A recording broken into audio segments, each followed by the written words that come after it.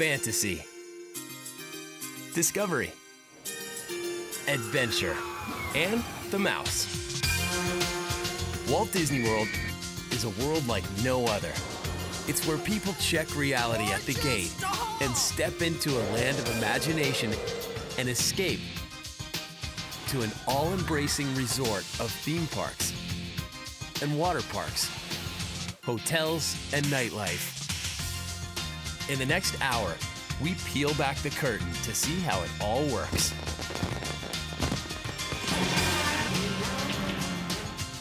Forget everything you thought you knew.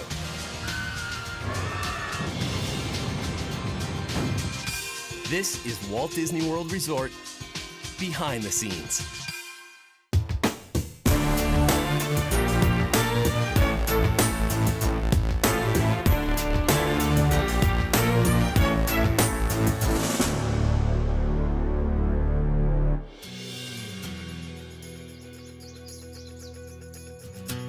Walt Disney World.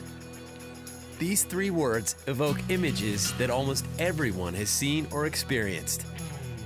A world of fantasy, make-believe, and incredible thrill rides that make this place the most popular vacation destination on Earth. Nothing's ever going to be like Disney. Kids dream about it. The competition studies it. No one has been able to duplicate it. So what makes Walt Disney World number one? Disney is held to a higher standard because Disney holds itself to a much higher standard. How do they keep people coming back? The expectations of people who come to Disney, I think, are probably higher than when they do anything else in their life. What is the story behind the story of Walt Disney World? Walt Disney World is definitely the number one destination for tourism in the entire world. 4 theme parks, 2 water parks, and endless resort hotels. An estimated 40 square miles of Central Florida, twice the size of Manhattan. It's every kid's fantasy, and adults spend millions to make it come true. I think going to Walt Disney World has become a rite of passage for American children. And I think that once they get grown up and have their own children, that they're going to bring them back. We came here just to enjoy this place as a family. There's a lot of time in our busy lives that we don't get to spend as a family. I love Disney World. It's my favorite place. We'll come back for years to come. Our dreams come true! And it's not just a place for kids. It's the greatest place on earth. Every time you come into the hotels and they say, welcome home, it really feels like you're coming home. I'm from Indiana and we come down to Walt Disney World every single year. The Magic Kingdom was awesome. It was brilliant. It was something that we'd always dreamt of as a little child, and it made me believe that my dreams could all come true. It was brilliant. We came on Dedication Day, October 25th, 1971, and we've come practically every month since that time, so that's been at least 400 times or more. How did it all begin? When Disneyland opened in 1955, there was nothing like it. It was an escape from the carnivals and sideshows of the day. Families were safe at Disneyland. Walt Disney attractions were unique among theme parks in that they were designed to tell a story. Critics predicted failure, but the public disagreed, and they came out in droves. Today, it's different. But in the 50s, the park was surrounded by tacky restaurants and cheap hotels. Harbor Boulevard had become just a neon jungle of terrible signs, and Walt hated it because it was the way people came to the entrance to Disneyland. I just got mad down at Disneyland, and I said, when we go out again, I said, we're not going to have this happen to us, where we take the blame. Disney scoured the country for a place to start over. The Disney entourage was flying over Central Florida, and Walt looked down and he saw the crisscross of I-4 and Florida's Turnpike. To prevent another neon jungle, Walt knew he needed to buy a lot of land. And if word got out, the price of that land would skyrocket. He would have to keep it secret. Special agents were hired to oversee this covert mission. They were able to stay under the radar and purchase more than 27,000 acres using false identities. They created 5 dummy corporations that bought the land so that people here in Central Florida who were watching this take place could not tell that it was the Walt Disney Company that was behind these land purchases. Disney wanted to have complete control over his land and shrewdly came up with an unusual scheme. They had this problem that Florida law said that only a popularly elected government could exercise its own planning and zoning laws. Therefore, they had to create a general purpose government with real residents, and they did. They created 2 cities, Bay Lake and Lake Buena Vista. In 1965, Disney's cover was blown and land prices jumped from $200 an acre to $1,000, virtually overnight. This is where the early planning is taking place for our so-called Disney World project. Walt never saw his dream realized. He died in December of 1966. When Walt died, and I think it really slowed us down quite a bit. The loss of Walt Disney was a serious blow to the company.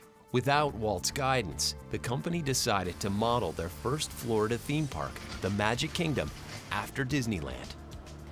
I think of Disneyland in California as charming, and the one in Florida is spectacular. Obviously, they had the land, and there was no Harbor Boulevard 10 feet to the side of Tomorrowland. I have a photograph of myself standing in October 1967, standing where we had cleared 100 acres for the Magic Kingdom, and we put a big yellow X where the castle was going to go. And that was all we'd done on the land. Turning Florida swampland into a Magic Kingdom was nothing short of a miracle. Thousands of construction workers labored day and night. It was one of the world's largest construction projects. He really did create a place where there was enough land and enough room for growth that anything we could imagine can come up. A large part of the design is what visitors don't see. Guests won't notice it when they enter the park, but when they're in the Magic Kingdom, they're actually a full 14 feet above ground. So what is going on below the surface? On the lower level, all the servicing is done, and all the employees come to work and distribute out into the park, while the guests are on the upper level, where, you know, all the guest activities and the magic unfolds. The Magic Kingdom is the heart and soul of Walt Disney World. Modeled after 1955's original Disneyland in California, this was the very first outpost for Disney. Through the years, the Magic Kingdom has evolved and grown, adding a medley of rides and attractions, and is now reportedly #1 in U.S. theme park attendance. Magical place. I cry when I walk in. I cry when I leave, and every little bit of the child that still lives in me just breaks free. Its design is unique. 7 themed lands that radiate from a central hub: Adventureland, Frontierland, Tomorrowland, Fantasyland, Main Street, Toontown, and Liberty Square. These themes seem random, but they're not. They were themed to promote Disney's films and TV shows. And Uncle Wal showed every kid growing up in America the adventures of Davy Crockett in Frontierland and the adventures of the African lion for Adventureland. Most theme parks today follow Disney's hub and spokes design. Near the center stands one of the world's most recognizable icons, Cinderella Castle. At 189 feet, it can be seen for miles. How many stones did it take to build this princess palace? None. It may look like stone, but it's actually a mass of steel and fiberglass. And what about the inside of the castle? One thing that is interesting is there actually was going to be an apartment for Walt Disney and his family inside the castle. The room was built, but of course Walt Disney passed away before the Magic Kingdom opened, so it was used for many years by the telephone operators here at Walt Disney World. In 2007, Disney's Imagineers climbed back upstairs and transformed the space into living quarters. They call it the Cinderella Castle Suite. The goal was to create a space that makes you feel like you're in a 17th century chateau, while still offering all the technology and conveniences of the 21st century. The 650 square foot suite is equipped with a bed chamber, a bathroom, parlor, and one glass slipper. Every day, thousands visit the Magic Kingdom. The first thing they see, Main Street, USA, a theme park version of Walt's childhood town. The shops here would be right at home in Hollywood. Why? They're built like film sets. The buildings on Main Street are full scale at the bottom, and then they get a little bit smaller as they go up higher. The Magic Kingdom is Walt Disney's legacy. It's a small world. Peter Pan's flight and the Jungle Cruise are all his creations. The last attraction Walt personally supervised? Pirates of the Caribbean. A park staple since its Disneyland debut in 1967, this classic attraction has entertained generations of visitors.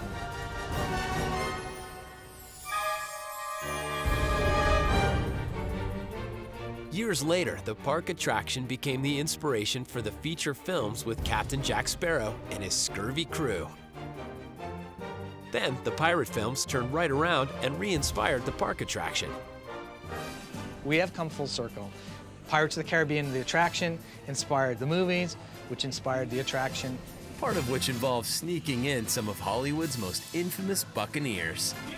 To create the new figures, we extensively researched the scene, met with the actors, and had our sculptors, designers, and artists really study it. If you're a big Johnny Depp fan, which most people are, it won't be too hard to pick him out. Pirates of the Caribbean has inspired generations of kids to be pirates.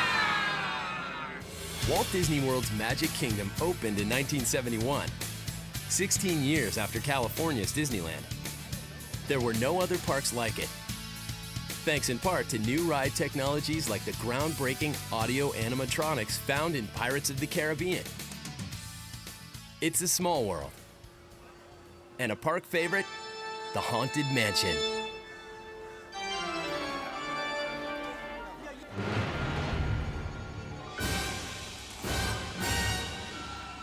In the Haunted Mansion, doom buggies carry you through the moldering sanctum of the spirit world.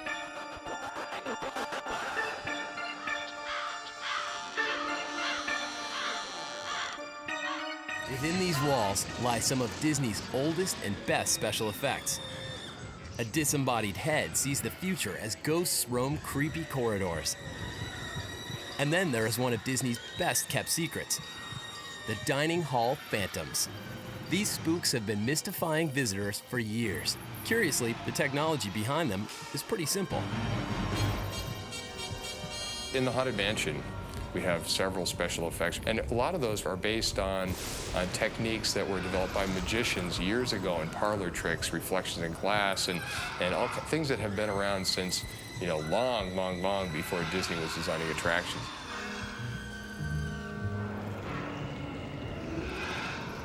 The spirits in the Haunted Mansion are all controlled from a highly sensitive and restricted area. The Digital Animation Control System, or DAX. DAX is the nerve center electronically of the park. More than 1,100 audio animatronics figures and 700 soundtracks are controlled from here. This is the brainstem of the Magic Kingdom. This single cabinet handles every spook inspector in the Haunted Mansion. This contains all of the sounds throughout the attraction from end to end. This is a raven from the graveyard scene. There are some cats from the graveyard. And of course, one that everyone will recognize, the howling dog. He's on the outside. Through the years, Disney knew it had to keep the park fresh and relevant for generations of new guests. Technology has been a major force in the evolution of the parks. We have technologies that can bring the characters to life in more ways than ever before. With that in mind, the Magic Kingdom continues to develop new technologies and attractions, like Mickey's PhilharMagic, Stitch's Great Escape, and of course, the Monsters, Inc. Laugh Floor Comedy Club.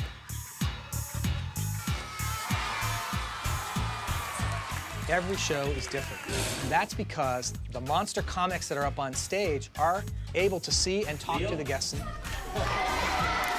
The 400-seat theater sits in Tomorrowland right across from where Stitch likes to escape everything. You actually leave the world of Tomorrowland through a magical process, a door. The monster doors open, the light lights, and you step through into the monster world.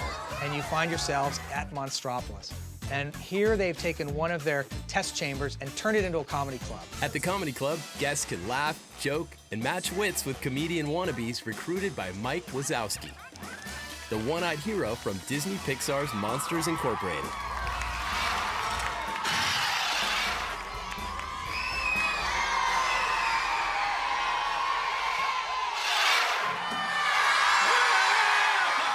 Mike is our MC, Monster of Ceremonies. And he's going to introduce you to a number of wacky monsters who are doing stand-up comedy, some for the first time, and your laughter will help power their world.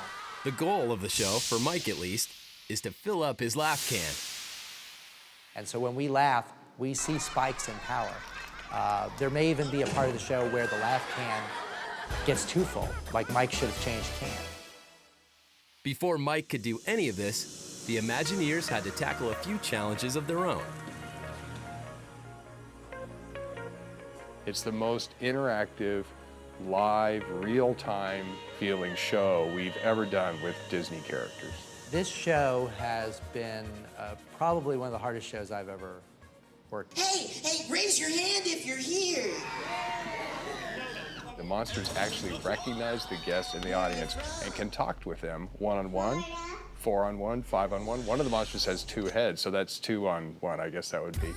How do the monsters come up with their material? The monsters actually have their own material. They have a staff of writers. There are a lot of writers in the monster world. Guests can even get into the act. They can text message jokes from their cell phones to the comics before the show begins. We're very excited about how the humans will be giving their jokes to the monsters because I think for the very first time in a Disney attraction, we will be asking guests if they want to participate to text message using their cell phones or PDAs, text message jokes back to the monster world. The Comedy Club is a monster smash, but it might never have made it to Walt Disney World if something remarkable had not occurred. In January 2006, the Walt Disney Company and its longtime friend and partner, Pixar, two of the world's largest animation entities, finally got together. It was touted as a marriage made in heaven. We are very excited to be able to work with John Lasseter and our friends at Pixar. I think it's great working with Pixar. We have a great creative collaboration relationship. With Goofy and Woody now corporate cousins, what would that mean for Walt Disney World? John got a start at Disneyland as a sweeper and later as a Jungle Cruise operator, so he loves the parks. And coming from animation, as many of the early Imagineers did, he completely understands stepping into dimensional worlds and creating dimensional worlds. So he's the perfect partner for us.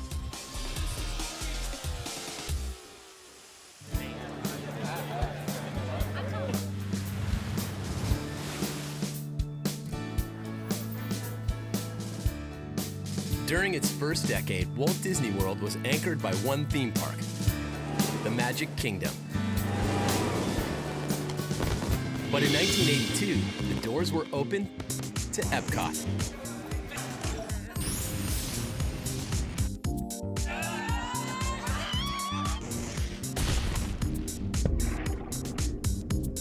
Epcot is probably our most real-world park of all the things that we have at Walt Disney World, and it's due in part to Walt Disney's fascination with the world.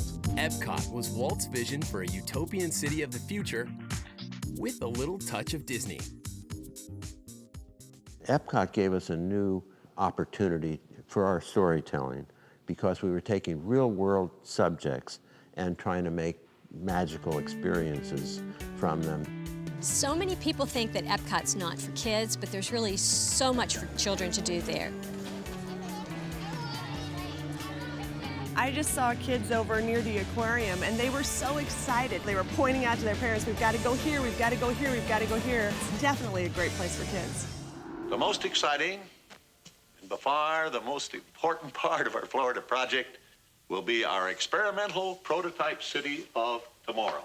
We call it Epcot. Future World and World Showcase were concepts for two different parks. Then, in one pivotal moment, it all came together. We knew we didn't have two projects. So John Hench and I we got on each end of the two models and we pushed them together, and that became Epcot. And Epcot, in a sense, is a synergy of those two things that Walt was fascinated with. You have Future World, which is really focused on technology and how it will change our lives in the future. And you have the World Showcase, which is a celebration of cultures and the global community that we have.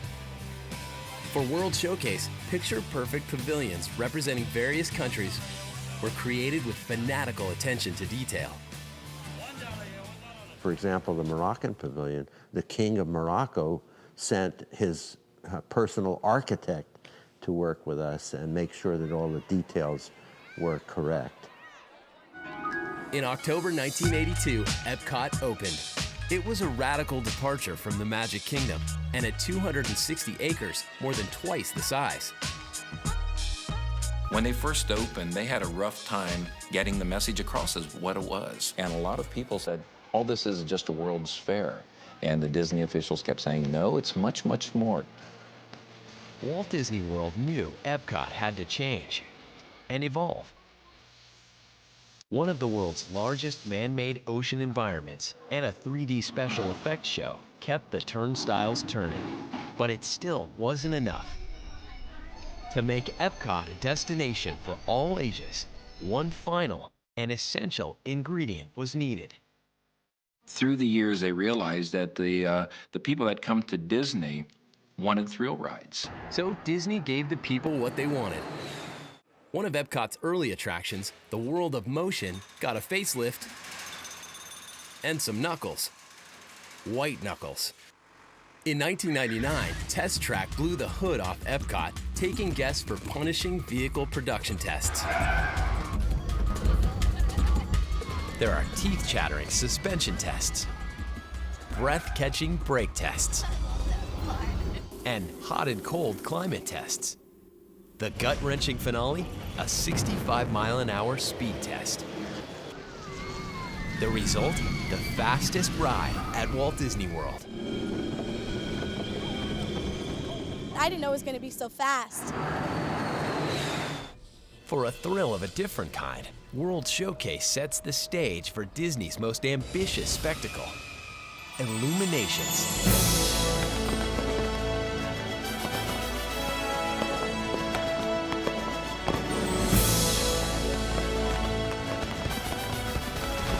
I don't think there's any place else in the world where you can see something in the round for a nighttime spectacular that incorporates not only a story, but a significant amount of effects that I think are done exceptionally well.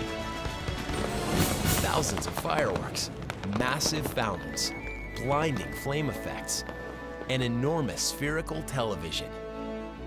This nighttime extravaganza packs them in for every show. It's how Epcot ends its day. With thousands of live fireworks shells, the Illumination staging area has rarely been seen. The air launch shell or ALF shell is a proprietary Disney piece of product. And what it is, instead of having a lift charge underneath the shell to lift it out of the tube, it uses 90 psi of air to push it out, and at a predetermined time on a chip that's built into the firework ignites. The reason that we use this is so that you don't see the flame coming up out of the firework. It's suddenly just there, ignited. With live fireworks wired to detonate, the barges containing the show effects are floated onto the lagoon each day. The first barge we take out is the Earth Globe. It weighs approximately 350,000 pounds, has 4 260 horsepower jet engines in it. With 15,500 miniature video screens, it's not your average television. This Titanic TV floats, spins, and explodes. The video on the Earth globe is very, very new. No one's ever wrapped a video around the world on an Earth globe and then made it turn. In the center of it all, the Inferno barge.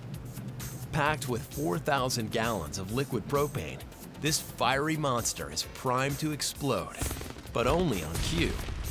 Each of the nozzles that you can see behind and around me are different types of effects. They might have a mushroom cloud come out, or the nozzles right behind me are a straight impinging jet.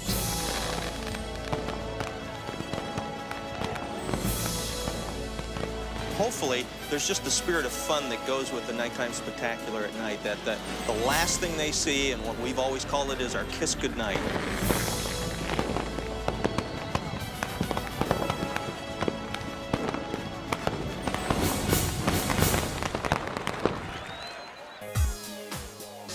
In 2003, Mission Space took off and virtually redefined the category of thrill ride. You can be a pilot, you can be a commander, you can be a navigator, you can be an engineer. A booming rocket launch to Mars, Mission Space feels astonishingly realistic. It's when those rockets ignite and you start to lift off of the Earth's surface. Your body feels pushed back into the seat. The entire capsule is shaking and rumbling, and you start to see those clouds go by as you race off into space. Some say Mission Space is the most thrilling ride they've ever experienced. But for others, it may be a little too thrilling. So the park decided to offer two versions of the mission, the original ride and an option for those who prefer a tamer experience.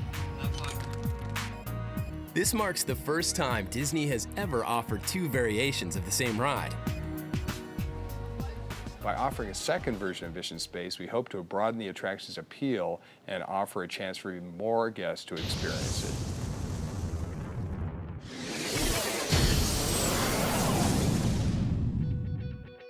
Meanwhile, back on Earth and at Epcot, guests can find one of Disney's most innovative attractions. It's called Soarin', an astonishingly realistic and immersive hang gliding ride. Because it was such a big success and the #1 attraction at Disney's California Adventure, Disney decided to take it back east. Our guests were demanding that we bring Soarin' to Epcot. You get a little thrill right at the beginning when you're sitting there in a subdued seat and it goes whoa and it swings you out and you wonder if you're going to keep going. You tilt a little bit, you move with the scenery. It's really like you're going through the shot. The demands of such an attraction presented all sorts of challenges for Disney's Imagineers. We had to figure out how to get the people up there. So I came up with what I thought was a relatively simple mechanism. So I decided maybe I would make a little model. And then I remembered I had an old erector set. After about 2 hours, I came up with a little model that I could crank in place of an electric motor, and I could show how there could be a row of seats on a ground level and how they could soar back up into a screen.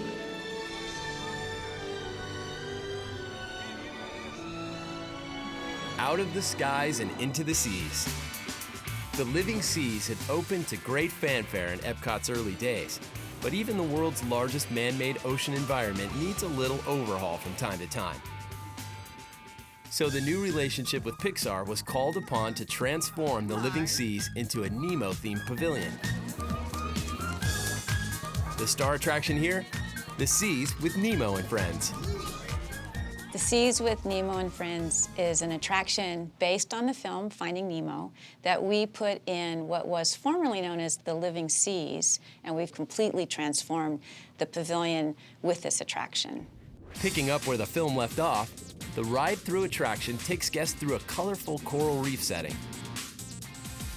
The Seas with Nemo and Friends allows our guests to travel beneath the seas and meet the characters that they know and love from the movie in a context that fits in the Epcot setting. Our guests board what we call clam-mobiles and go into Nemo's world. Here, animated characters swim amid real marine life in a 5.7 million gallon saltwater environment. It was extremely challenging to do that. It took us about 2 years of mocking it up and getting this effect just right, and then working with the animators up at Pixar to produce the animation in such a way that it felt natural in this environment. So it was quite a process. As part of the Seas with Nemo and Friends, you can dive into the digital deep with Crush, the totally awesome sea turtle from Finding Nemo. Oh, check out that most excellent double spinner, dudes. That was awesome. In Turtle Talk with Crush, you get to talk to Crush. He's actually there taking your questions. He'll interact with the kids on the floor. And their reaction is as if they had seen Santa Claus and talked with him for the first time. It's just tremendous. That's right, bro. This digital dude talks, jokes, and even recognizes the guests hanging out with him. Grab some show and dive into a righteous, unrehearsed chat with the Crush Man. Look at all the humans in the human tank. So Turtle Talk really is interactive. It's live. You never know what he's gonna say. Hey, I want to say hi to some of these dudes. Gonna start with this dude right here in the short sleeve orange shell. Yeah, what's your name, little dude? Matthew. Matthew, excellent. Turtle Talk with Crush came out of a program we call the Living Character Initiative, a program we did with our R&D group to find new ways of using technology to allow our guests to interact with the characters. With Turtle Talk, in this particular instance, the technology came first. Crush is the perfect character to interact with. He's been around 150 years. He knows a lot. He's funny. He's engaging. So we started to develop a show specifically for him using that technology. What? This is for dudettes? That's totally embarrassing, dude. So he said, "What up, dude? Give me some fin." Dude's funny. And he also told us that we need to say dude for the rest of the day.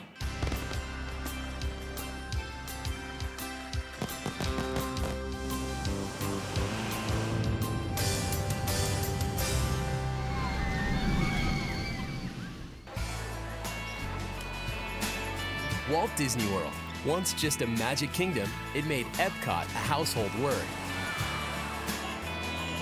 With the 90s looming, Disney executives knew it was time to take a step back and rethink Walt Disney World again. It was time to build another theme park, and this time they wanted to build one that was based on the movies. Hollywood, movies, television, you know, those are subjects that people love around the world. It was only natural that that would be one of the subjects that came up that we said, this is fantastic. This we could take and turn into a great theme park. And we did. So the magic of Hollywood would come to Florida in Disney's next theme park. We were trying to go for a combination of sort of working studio and the Hollywood that everybody thinks was, but really never was there, the sort of dream of Hollywood. It's all about pulling the curtain back and showing you how the magic is made. Very different from the Magic Kingdom. It's about the heyday of Hollywood, the 30s and the 40s, and all the glamour and the glitz of Hollywood. For me, it's like a taste of Hollywood. It's the closest thing you have to Hollywood here in Orlando, Florida. It's like you're in the movies. You go to every ride, it's a different movie, different show. It's definitely like going to Hollywood. When the park first opened, we had two rides, the Great Movie Ride and then the Backstage Studio Tour featuring Catastrophe Canyon. As with Epcot, Disney knew they had to expand, and there was only one way to do that.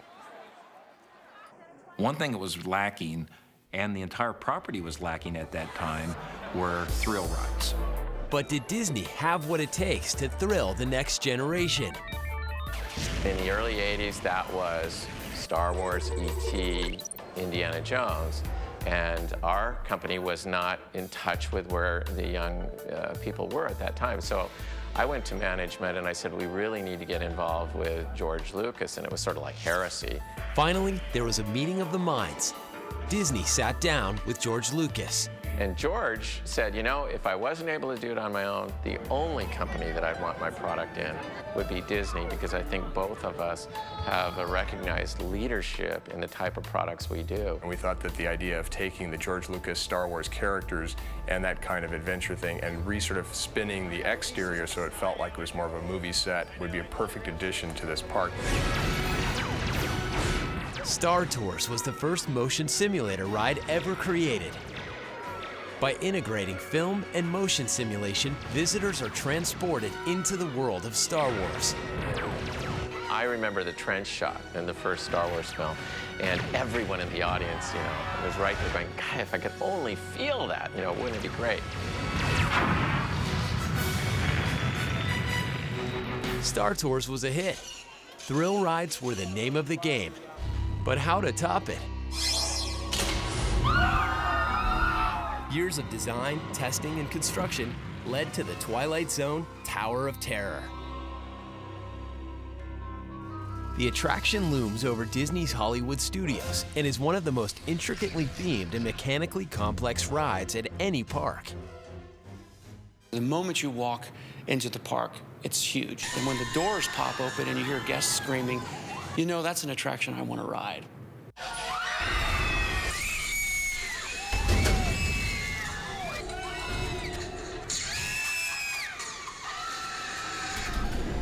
The insidious elevator can blow your socks off. During the controlled drop, riders descend at a rate of more than 1,900 feet per minute. And it doesn't stop there. The elevator drops guests again and again. Every ride experience is different and unpredictable. The elevator's computer program ensures variety.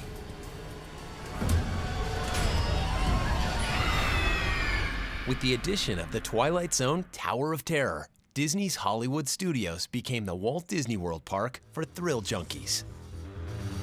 The studio's next thrill ride was a roller coaster, but being Disney, it wasn't just any coaster. Rockin' Roller Coaster is a high-speed themed coaster with a catapult launch and more than a half mile of twists, turns, hills, dips, corkscrews, and 3 inversions. Rockin' Roller Coaster represented many firsts for Walt Disney World. It was the first launching coaster, first roller coaster that was timed synchronously to music, and it was the first roller coaster that had inversions. We rode Rockin' Roller Coaster 14 times last night. I love the Rockin' Roller Coaster. I love all the rock and roll and the neon lights, and it's awesome. Now the studios had a Rockin' Roller Coaster and a Tower of Terror, but like Epcot, the studios needed a symbol, an icon that would help identify the park. On September 28, 2001, Disney unveiled a 122-foot-tall sorcerer's hat, celebrating the wizardry of Disney magic and entertainment. Hat size, 605 7/8. In 2005, Disney's Hollywood Studios decided to take the backlot tour and kick it up a notch, with a more dynamic look at the making of movies, in this case, action movies.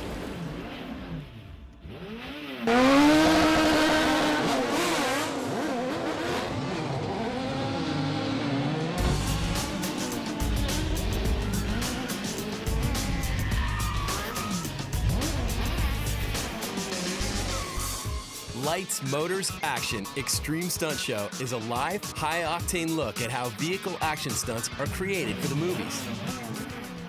Lights, Motors, Action Extreme Stunt Show is a perfect example of how we can show our guests how the magic that they see in the movies happens.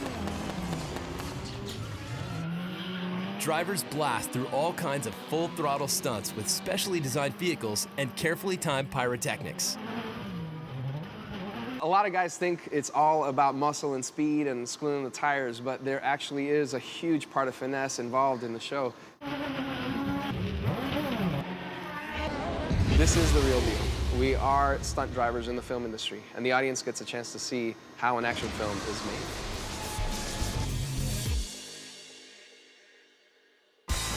In 1996, Walt Disney World celebrated its 25th anniversary. Orlando was now the theme park capital of the world, and competitors had moved in down the block, beginning to chip away at Disney's success. But Walt Disney World was still number one, and Disney planned to keep it that way. Step 1, keep people on the property. Back in the 90s, Disney began to build more hotels on its property because it saw a great opportunity for the guests to stay there and enjoy the amenities that Disney could provide. They also realized that large numbers of visitors were coming to Orlando and staying off property. So Walt Disney World added all kinds of rooms and resorts. Now more and more parks are starting to try to do the same thing. They are learning from Disney that building hotels and building retail helps keep people on your property. Many new attractions were also added to entice people to spend even more time at Walt Disney World. For part 2 of the plan, Disney had something else up its sleeve. They wanted to do something with animals, and in a big way. The idea would take them into uncharted territory. Building Animal Kingdom was a new challenge for the Walt Disney Company because they'd never done it. At 500 acres, Disney's Animal Kingdom is enormous. The Magic Kingdom, Epcot, and Disney's Hollywood Studios combined fit comfortably inside this 4th theme park of Walt Disney World. I think that probably the greatest challenge in creating Disney's Animal Kingdom is that for the first time we were creating a show that was alive. And so what they were faced with is animals that eat 24 hours a day. They roam 24 hours a day. So it wasn't something that they could leave the back gate and flip off the light and then come in the next morning and turn the roller coaster on. Asia, Africa, Discovery Island, Rafiki's Planet Watch, the Oasis, Dino Land USA, and Camp Mini Mickey. These are the lands that make up Disney's Animal Kingdom. Africa is where guests will find one of Animal Kingdom's star attractions. It's one of the largest and most ambitious rides ever created by Disney's Imagineers. Kilimanjaro Safari. It might just be the next best thing to a real African safari. The architects and designers went to great lengths to try and replicate the African habitat here on the savannas. Flooded roads, collapsing bridges, and more than 250 different animal species.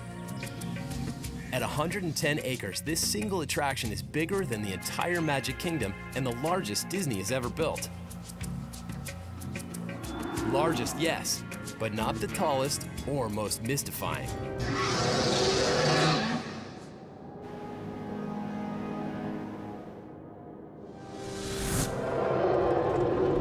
Rising nearly 200 feet into the clouds, Expedition Everest is a high-speed scramble through the caverns and shadows of the Himalayan unknown. It ends with a nose-to-nose encounter with the guardian of the mountain.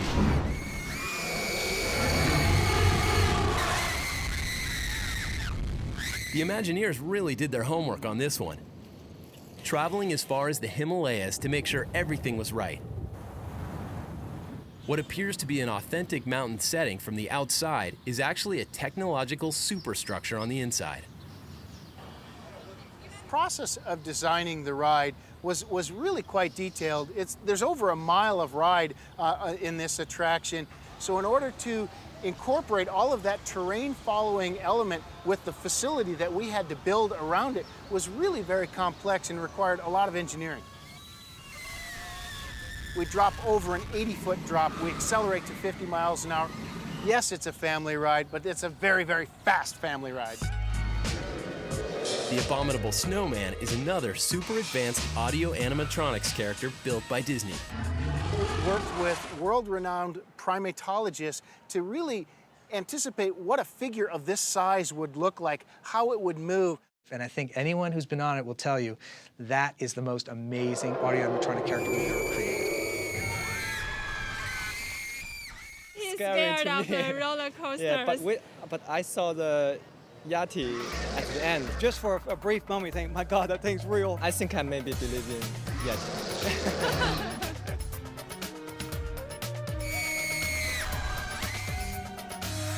But the Yeti isn't the only monster in Animal Kingdom. There's primeval forests, a mad dash through time, and a giant man-eating Carnosaurus at Dinosaur. Dinosaurs, they don't just stand there, but they just jump at you, and it just made us all jump back. The idea was to put you in a place which was totally alien, surround you with sights and sounds and smells in a way that's very disorienting. The robotic dinos are among the biggest audio animatronics figures Disney has ever built.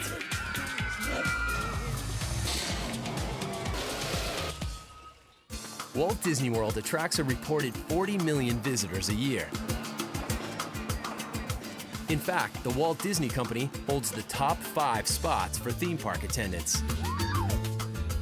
Walt Disney World, beyond a doubt, is the most attended amusement resort in the entire world. Disney strives for excellence, and many say their employees are no exception. And you're going to take a right, and then it's going to be right. We do our best to find individuals that really want to create happiness for our guests. But I'll tell you, they're a pretty self-motivated group of people. Every time you ask for anything, they always have a smile and always prepared to help you with anything at all. The thing that Walt Disney World does better than anyone else is service.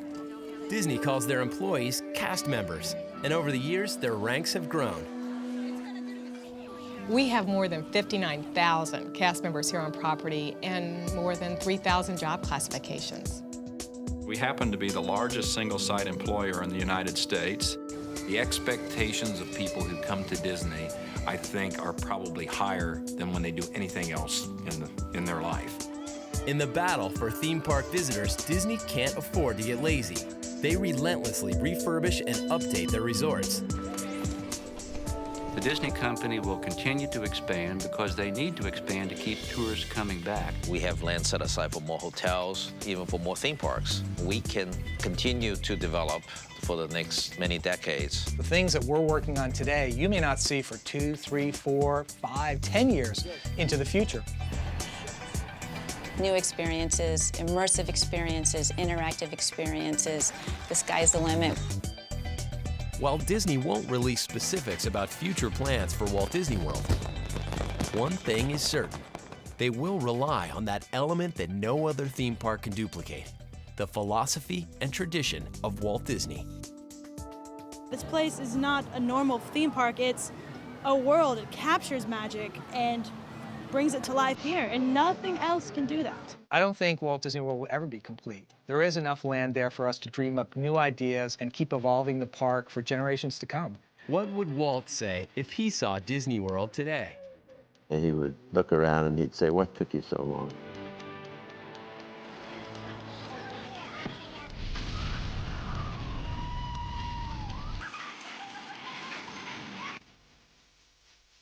Most excellent.